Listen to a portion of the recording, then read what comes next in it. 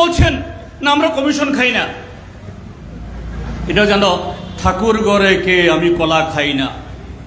তো সেদিন যখন চারিদিক থেকে প্রতিবাদ উঠছিল,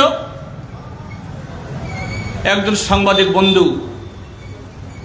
প্রশ্ন করছিলেন যে আপনি বলছেন এই ত্রিপুরাজ্যের মধ্যেও আগামী এই বছরের মধ্যেই 5 লাখ 7 লাখ মিটার লাগাবেন। এই যে মিটার ক্রয় করা হয়েছে, এটা এই টেন্ডার তো আমরা আমাদের চোখে পড়েনি। সাংবাদিক প্রশ্ন করবে নেই,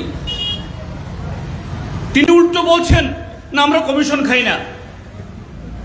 এটা যেন ঠাকুর ঘরে কে আমি কলা খাই না। স্যার একটা বিষয়, আপনি তো ওই স্মার্ট মিটার তো এটা টেস্টেড করুন লাগাইছেন না? লাগাইয়া পরীক্ষা লাগাও লাগাও তো নিশ্চয়ই এত এত বুঝতে চাই। আমি তো লাগাইছি, আমি বুঝতেছি লাগাও, তুমি দিও না বিল। স্যার আমি কইতাছি স্ট্যান্ডার্ড যে করছে বিভিন্ন কোম্পানি তো নিশ্চয়ই তারা অ্যাপ্লাই করছে, কোন কোম্পানি পাইছে মানে ওইগুলিকে বাদ দেওয়ার মতো এত কমিশন বাণিজ্য চলে আমরা আছি। তোমার তো দরকার এটা জানো, এই যে টেন্ডার ইচ্ছা করলে রাজ্য সরকার গ্রহণ করতে পারতো না। It is approved by the central government. এটা যেন ঠাকুর ঘরে কে আমি কলা খাই না।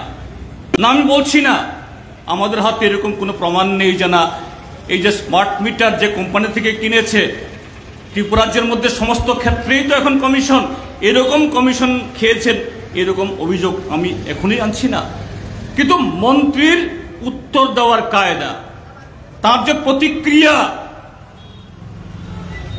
এটা কি ইঙ্গিত দেয় যে ত্রিপুরাজ্যের মধ্যে আরো 10টি ক্ষেত্রে যেরকম ভাবে অনিয়ম হচ্ছে এই ক্ষেত্রেতেও সেটা